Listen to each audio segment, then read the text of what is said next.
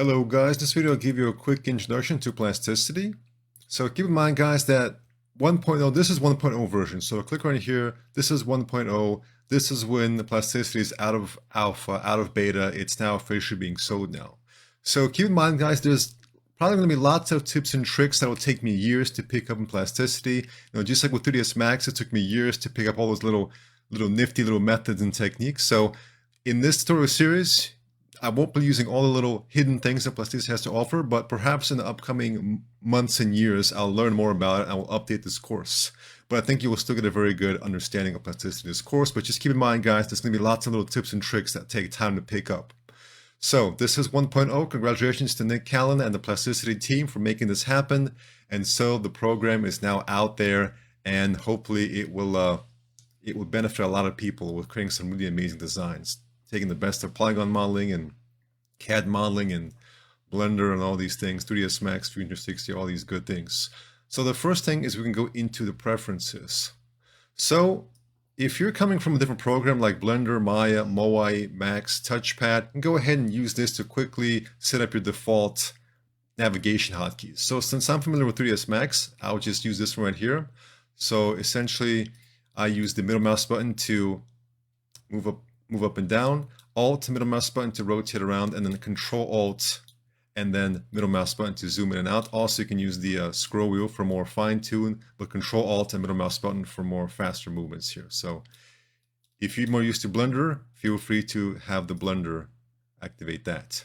That's navigation. Performance. So Nick has taken a look at the most common cases and provided this.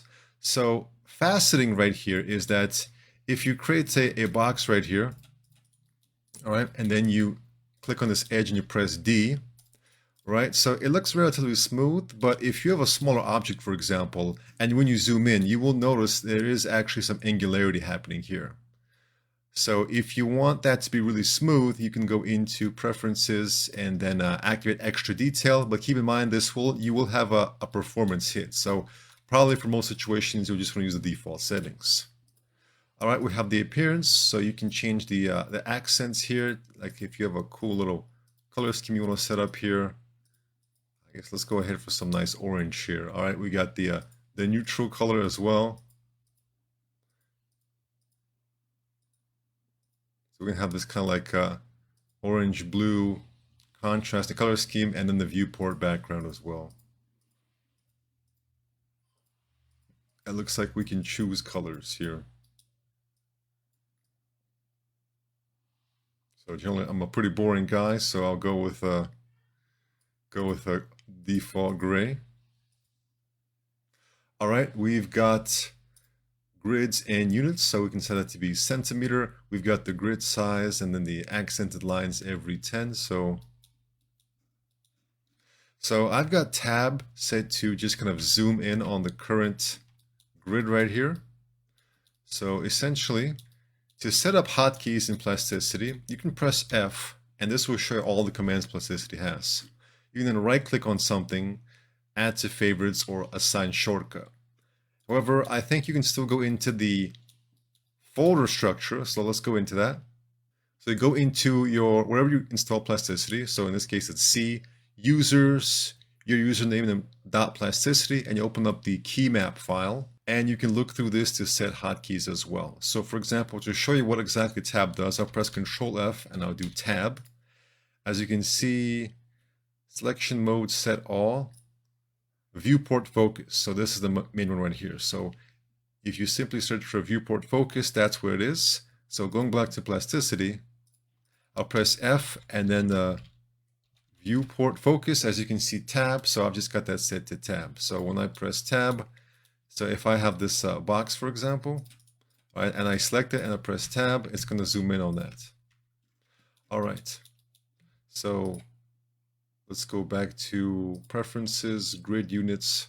All right, let's have a huge grid size here. All right, there we go, guys. All right, so a lot of changes, and we need to restart Plasticity. So you can press X. A nice hotkey to like restart Plasticity in case something is malfunction is to press Control Shift R. give it a few seconds, and Plasticity will kind of restart. This is also good. In the beta, I don't know if Plasticity still has this problem, but in the beta, if you use the program for a while, it would use up more and more memory. So by pressing Control-Shift-R, you can kind of reset that and kind of reset the memory usage. So if you find that happening, you can do that. All right, guys, so working with Plasticity. So you select an object, you can click on it, press X to delete. If you make a selection from the left side, you have to go around the entire object to select it. But from the right side, all you have to do is just intersect a little bit and then select it. Here is what you're selecting. So 1 for control points, vertices, 2 for edges, 3 for faces, 4 for objects, and 5 for all of them at the same time. So I press 6 and that's opening up lines. So as you can see, the default hotkey for line is Shift A, but I've also got that set to 6 as well. So if you want to, you can set these to be like, 6, 7, 8, 9, or maybe 1, 2, 3. So, by default, we've got things like Shift A. If you don't want to use Shift A, you can set up your custom hotkey there. So I can, if I want to select this object, I can press 4 to go into Object Only, select it, and then X to delete that. Select it all around. So you may be wondering why do you have to do all around? Well, it can help in situations when you want to select something very. So if I select the edge, for example, so if I go from the right, you notice it's got all those edges, which I may not want. But if I just want this edge right here, I can either click on it like that, or if I'm at an awkward angle and I can't see it, but I know it's there, I can just do this, and I've only got that edge selected, not all of them. So very useful. So Alt-Z is for the X-ray mode, allows you to kind of see through the object, Alt-Z. So now I can kind of, instead of doing that, or instead of having to kind of like, click it, I can just make a quick selection like that. So these modes are very useful to learn. All right, here we have a perspective orthographic view. So some people may want to use orthographic view, but I always find it to be kind of annoying and confusing. So I always like to use a perspective mode. We've got the overlays. So the grid and these axis lines right here. We've got X-ray mode, and we've got the render mode. So if we click on that, it kind of activates this more fancy render mode, but I kind of find it to be distracting, so I don't really use it that much. If you right click, you will have different modes right here for checking things like reflections. And this mode right here is very useful because it allows you to see your actual color. So if I select this object and press M, that allows me to choose the metalness, color, metalness, roughness, index of refraction, clear code, a bunch of these things here. Now, I don't really use Plasticity for rendering anything fancy, so I would just simply change the color right here. So you can change color like that. And the color is also shown right there. So on the left here, you have your showing you all your objects here. So we have a solid. If I press Shift A and create this, so you right click to confirm your command. Now we have two sections, curves, solids, and curves. And if I select this face and Shift D to clone that, and then press Z to move that up, you can now see I have three sections, solids, sheets, and curves. So this solid object is pretty much airtight. This is a curve, a line, and this is just kind of a face, which we know as sheets here. So you can turn that off, turn off the visibility, disable in viewport, disable selection viewport, kind of freezing the object and the color. Because only the solid, only this object right now has a color, only that is red. If I select this, for example, press M, it seems that I can't really select give this a color. So, okay. And if I select this and press M, I guess I can give this some kind of color too. All right, but as you can see, pretty much the solids are the only ones that have colors. All right, so we have grid snaps. We can snap to grid. And this is showing you the grid settings, how fine the grid is, or how large it is. So, 1 centimeter, 0.5, 5 centimeters. All right. We have, enable snapping here as well. Click on this. We have face, curve, and edge. Here we have construction planes. We'll cover that soon. All right, guys, let's go ahead and select all that and delete it. So as you can see, the edge was not selected, so I'm going to press 5 this time, and and I'll delete it there. All right, so let's go ahead and start with a corner box. And let's create it right here. So I'm simply left clicking. I'm not holding anything, I'm just moving my mouse. Left clicking and then moving up and down to create the height. Now I can press 3, select the face on top. And so we press, essentially the way it works is that once you're in the command, so once we select, for example, an edge or a face or an object, not so much with object, but with a face, Plasticity kind of automatically sets up offset faces for you because you find yourself doing that a lot. So I select this and right away it's giving me distance, degrees, grow, which has moving, fixed, and none. At the bottom right, you will find hotkeys for this. So right now, if I simply, select this face and press D, right away I'm moving it. I can press A for angle adjacent. So right away, guys, this is like in 3ds Max, the bevel and inset command, extrude and inset. So right away, we've got this right here. Left click to kind of stop doing that. You press D to do it again.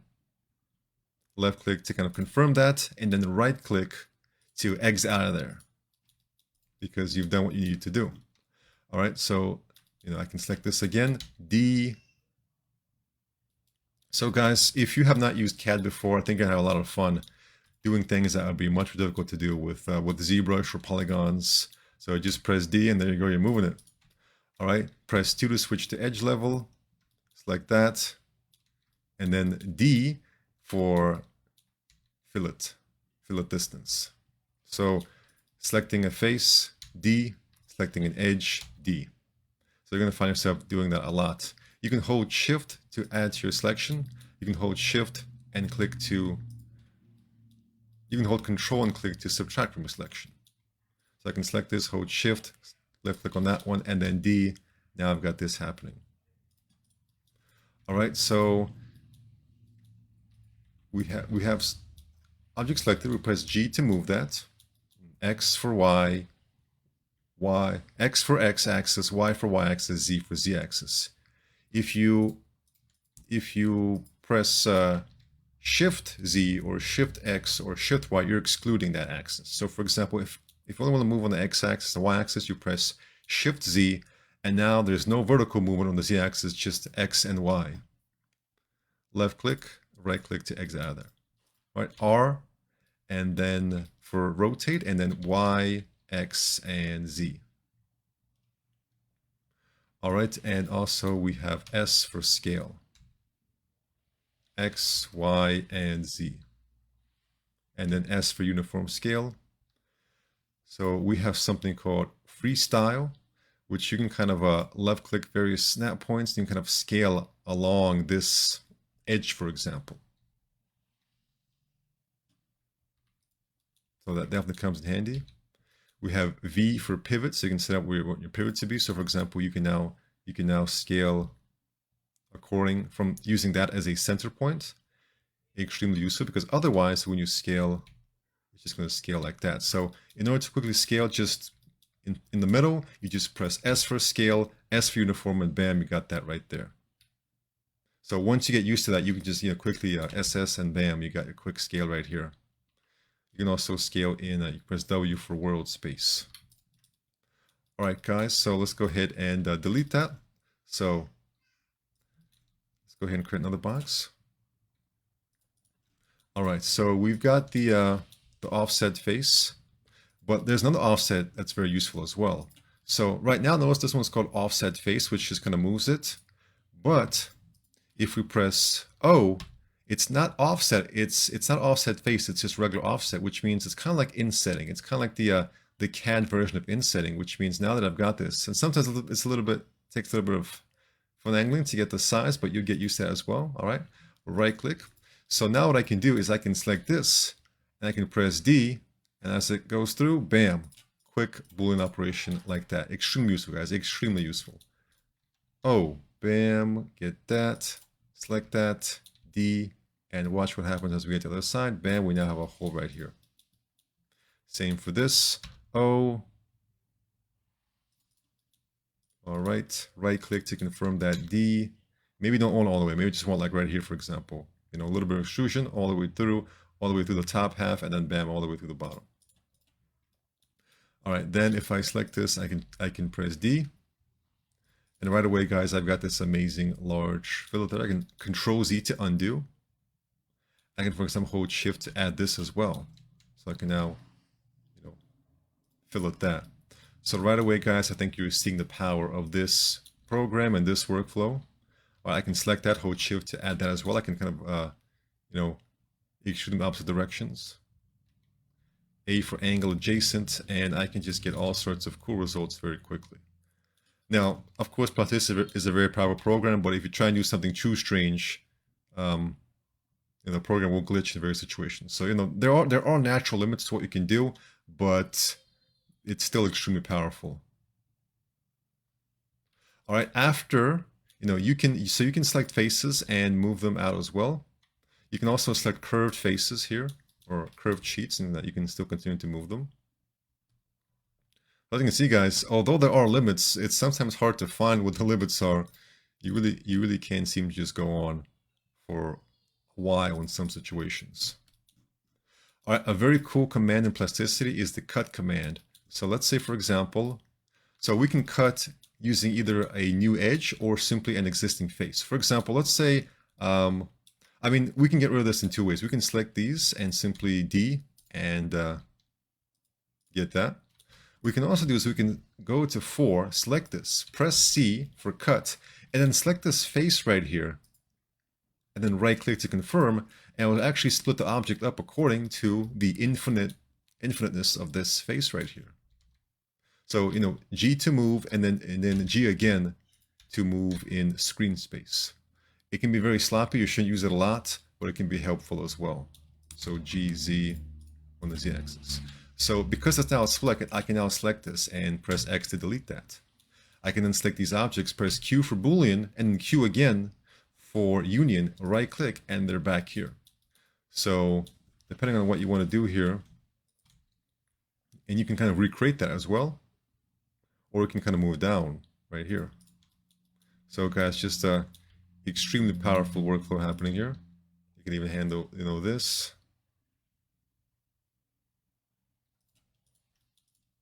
So I recommend just experimenting with the limits, you know, just don't worry about design at this point. Just have fun going crazy with here and just see how far it can go. Always take a new program for a test drive and see how far it can go with it, just doing crazy things. You know what the limits are, and then that will help you to plan out your design. I mean, I was like right here, it will the box will turn red when it's like it's too far. It's like, you know, here's like a limit, you know, we can go pretty far, but then it's like, burr. So just know what the limits are. All programs have limitations here and there, although I think that Plasticity is really good at what it does. And, you know, as you find the limits, you will find ways to work around the limits. So for example, if I select this and I press D to do that, you can see it kind of goes up to this point, then it kind of, you know, fails there. So let's say I want to cut more of this away. So like an alternate method is to select this, press C, select that. All right. And then I can, let's see if that will change it. All right. And then I can Shift A to create a line. I can go into this viewport, this, and I can, for example, left click right there. I can select this, press C for cut. So we can cut either existing faces or cut using edges right here, or right click to confirm that. And now we can delete that right there. So as you can see, I just, because the original method was not working here, I had to come up with an alternate method. So you will find alternate methods to do things as well. QQ, right click.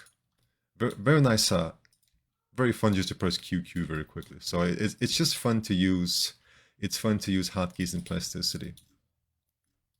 All right, so when you want to mirror something, you can press Alt-X for mirror. At this point, you can choose which axis you want. Remember, there are hotkeys. I'm just clicking it manually right here. So, you know, X, Y, Z, and then Shift-X, Shift-Y, Shift-Z. We've also got freestyle. So if I press F for freestyle, let me just, sometimes you can press escape to exit out of things if you don't want to confirm it. So Alt-X, I will press F for freestyle, which is not really working in this case. So let me see here. So when you press F for freestyle, let me see here.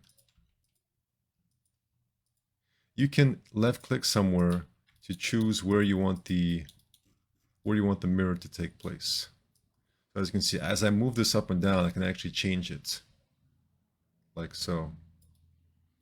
So using this, you can get very cool results. Right click. And then so when you're doing the mirror, you can also merge the halves together. But if you don't do that, you have to select them and QQ, right click, and there you go. Now we can fillet this together. All right, but one thing I like to do, I mean, one very simple way is to simply keep your meshes in the center. So like right here, for example, I can select this, Alt X, left click on this face, merge halves together, hotkey Q, right click, and bam, now that's happening here. So a lot of times what I like to do, guys, is I just like to keep a mesh kind of, like to work on half of a mesh, and I can quickly union it together. So let's say, for example, I'm going to Control Z to undo that. Let's say I want to union it, not at this awkward point, but right here. So what I would do here is I would select this, press C, select this face, because I want this object to be kind of cut using this face right here. Right click, this is now a separate object, and delete that. I can select this, Alt X, left click on that face, Q for merge, and bam, now it's merged right here. Alt Z for transparency, select that, hold Shift to add that, D, and as you can see, we can get very cool results very quickly here, guys. And sometimes the X-ray mode can distract me, so I press Alt Z to turn it off sometimes, and sometimes it's on, sometimes it's off. So I can do that, and select these two. And so as you can see, guys, you can get really cool shapes happening here. If you get like a little bit of a glitch right here, it's really slow processing. This was trying to process all this. Just press escape on your keyboard to get out of that, and then kind of do the operation with a little bit more control, a little bit more careful when you get this right here. All right, guys. So we've got a Shift A for lines. So by default, it's created on the grid. If you hover over here, it'll be snapped to various points right here. So if you hover over a face and hold Shift, notice right now, as I go off of here, it's going off on the face, on the grid, on the face, on the grid. If you hold Control, you'll kind of memorize that face, and then no matter what you're doing here, it's not going to be on the grid, it's going to be on the face that you used. So X to delete that. So for example, right here, we've got this angle. So I'm going to go ahead and press Shift A, hover over here, hold Shift, and that kind of move over here, even move off the face, and it's going to be created at that angle. I'm going to let go of Shift and then go over to the first one to make it closed. As you can see, it was all created at this angle. Although in this case, looks like it's a little bit off here. So let's try that again. I'm not sure if there may be a slight difference in this right here, which that's what's causing it. So in order to reset that, we can go off to the side right here. So you can click on these various parts of this cube to kind of snap it to that angle. So I can like snap this angle, Shift A, create this clean line right here, select that, press C for cut, left click on this edge here. So a lot of times if you use like the cut command here, you want to select the target bodies and then the cutters. But if you already have an object selected and you press C, it already knows you have the target body because it's assuming what you have selected as the target. All you need to do is select the cutter. Right click to confirm that. All right, so now we can delete this and delete that. All right, so now we do have a clean angle here. So now Shift A, hover over this, hold Shift, move out of here, and then I can create this right here. As you can see, it's now perfectly on there. So now, in order to extrude, you can switch to this mode, face mode, select that, D, and now this is happening right here. We can then go back, press 2 to select that as well.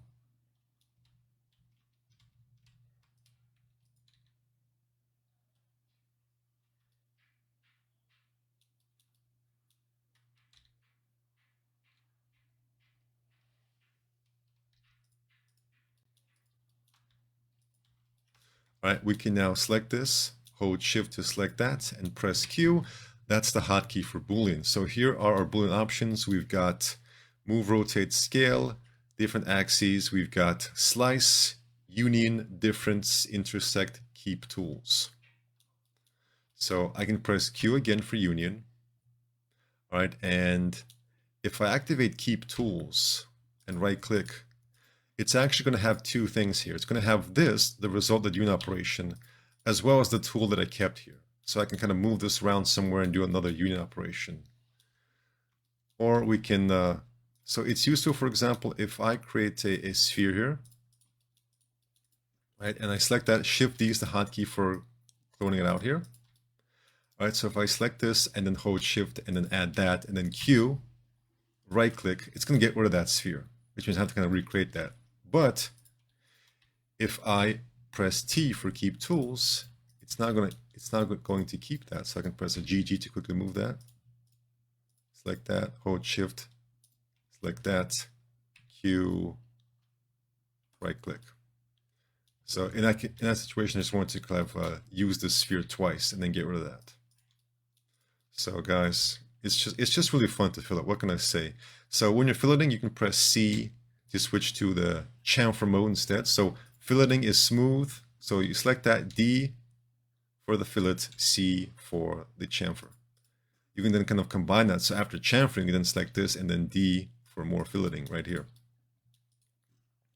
All right, guys. So one really fun thing about plasticity, which I think you're really going to enjoy, I certainly enjoy it, is that if you select these two objects. So when you're doing subtractive Boolean, it matters which one you select first. So if I select that one, then hold Shift to select that one, press Q, that'll be subtracted. But if I select this one first, then hold Shift and select that one, then it'll be subtracted like so.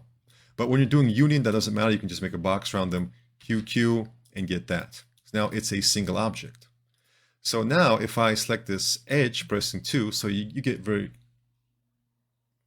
quickly used to pressing 1, 2, 3, 4, 5. So if I select that and press D to fillet that, here's the cool thing. I can now select this face, pressing 3, and I can GG that, and look, it's maintaining that fillet. So this is just extremely cool, guys. This is very nice. So I've got Alt Q set to isolate. So let's go back here. So let's see.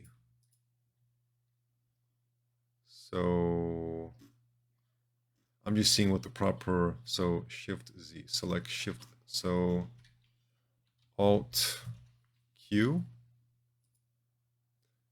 Let's rebuild. Okay, so I guess it's hide unselected here. All right, so you just want to find hide unselected. So press F and then hide unselected, Alt Q.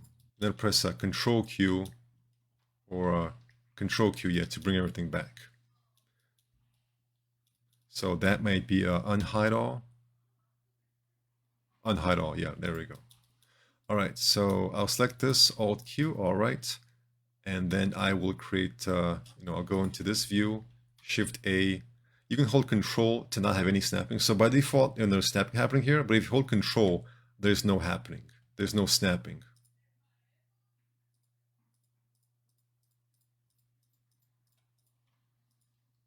All right, so we've got that. I can select that and extrude that there. G, Y to move it right here. All right, let's say I don't want this peeking out right here. So I'll select this face, R for rotate, and then X to scale on the X axis. And then a little bit of a D to move that inwards as well. All right, I can now select both of these, QQ, right click, all right. I can select, I can Alt Z, I can select this, Shift to add to my selection. All right, let's add this as well. All right, D to quickly fillet that. Oh, let's add this one here as well. All right, and so I can now select this edge. So the fillet order, guys, can be quite important because you just get different visual effects. Right, so I've got this, and so the cool thing now, guys, I can select this and just D to kind of move that out there. I don't know where this belly button came from. I can just select that and X to delete that. So I can select this, and as you can see, we've got this as well as just this happening here. So in this program in Plasticity, it's very powerful. It's a very powerful geometry kernel, and so you get very cool results. Then I can select all that, and I can S for scale and X for X scale. And even though it's kind of a little bit glitchy, guys, it's still just very powerful that this can work at all, and you get really cool results that way. So we can then select this filleted object and press X to delete that, or we can just press D to change the distance. I can press select this, Alt X, Q for merge. So now I got this. As you can see, guys, just a very powerful program. So what I like to do is just kind of split it in half.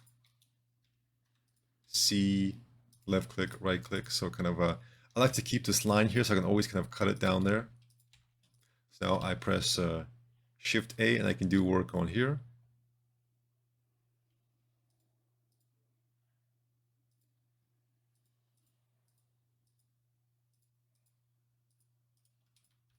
Select this. So I can select that and I can fillet that. Sometimes it's a bit finicky here with the fillet. There we go. Okay, so I can select this, C, left click, right click. All right, I can delete that, or you can keep that if you want to, or just kind of hide it. And so now we have, we have this object and we have this object. So GG for move screen space. When you're doing things, when you've got this viewport here, it's just going to move kind of like this. But if you're in an orthographic viewport like that, that's when it works really well, because essentially it's like if you were to, in this view, G and just kind of move like that. So, if I press G now, it's going to move whatever camera angle there is. So it's not going to be aligned with this anymore. But if I've snapped to this axis, then now GG will work like that, as if I was using this. So GG works very well when you're snapped to a certain axis. It also works very well when you don't really care about, when you're doing more freeform design, you don't care very much about having things line up. So I can select this, hold Shift to select that, and then D to give this a huge fillet. Now, as you're designing here, you want to watch your fillets, because otherwise it would be very obvious when you're designing to your audience that you're just kind of doing the same thing over and over again. So you kind of have to be careful how you use the fillets. Look at real life examples of how designers use fillets. So I like to classify fillets into two categories: design fillets and detail fillets. So right now this is a detail fillet. It's just adding a nice little bit of detail right here. So if we were to create a box, all right, so if I selected this edge, you can see how the X-ray mode can get in the way sometimes. So I like to just Alt-Z to turn it off. So if I select this and I press D, right, this is a design fillet. This is a huge fillet that will drastically change the design. If I select this right here, this is a design fillet. This right here, design chamfer, and then a design fillet. But if I just want a little bit of extra detail at the end, I call this a detail fillet. Now, if you have access to a powerful rendering program, or just about any rendering program externally from Plasticity, they can handle that by using a render chamfer, which means you can actually, if you want to keep things simple and have Plasticity, operating effectively, you can just not do any kind of small detail fillets, and then you can just export this into 3ds Max or Blender or Maya or anything else, Cinema 4D, and then the different render modes, render systems will have a way to like fake a little fillet effect at render time. So that way you can save on processing power and the size of your OBJ files or whatever else. So just keep that in mind. You don't necessarily need to have a detailed fillet here. Now, if you're designing here, I recommend actually keeping your filleting until the last phase. So, keep your object simple, and then go ahead and save as a new version, and then on that new version, you can go ahead and do the small fillets right here. And that way, if the fillets don't work out, if you want to kind of redesign everything, you can go back to your previous simple version with this, and you don't have to worry about deleting all the fillets or any kind of problems. So, let's say I'm working on this, and I'm like, okay, I like this. I'll go ahead and save this, save as a new file, and then before exporting for rendering, I can then do the small fillets right here. And that will just kind of keep things nice and simple. You can have different size fillets for different results as well, guys. So Plasticity is a very creative program. Sometimes you can have just one side be chamfered or filleted, and another one just has like this small little thing right here. So definitely experiment, guys, with all different things you can do, and learn how to push simple tools to their farthest. So really master the fillet command, because it's going to be one of the most important things you use here. You can see, like right here, I'm trying to fillet this whole thing, but it's giving me this kind of limit right here. There seems to be a limit, and that's a lot of times the chamfer can be a little bit glitchy. Things can kind of break when you're using chamfer, so just be careful using chamfer, because it may limit how much you can fillet. All right, guys, so the construction planes. So let me create a box right here. So, if I select this and then chamfer, let's say I want to create on this plane, I will press 3, switch the face, select this, and press spacebar. That's going to create a temporary construction plane, as well as changing my camera angle. And so now, when I create something here, if I hold down Alt to get out of there, you can see there's a temporary construction plane, and everything I create is being created on that. So we can press X to get out of that. Or another way to get out of that is you can simply click right here, set plane, and now reset it back to its default XY. You also have YZ and XZ, but XY is the default one right here. You can also do a plane from a camera using control space, which is useful for screen space cutting. Very useful for freeform design. So that's control space. So I'll press control space, and that creates a camera according to my view. I can press Shift A now, and I can create this shape right here. And I can now select that and press C and cut that. So that's all being done in screen space. So I think screen space cutting is very important for more complex creative designs. All right, guys, that's it for part 1. Obviously, we can keep going all day, but we'll just pick up more and more techniques as we continue. So thank you for watching, and take care.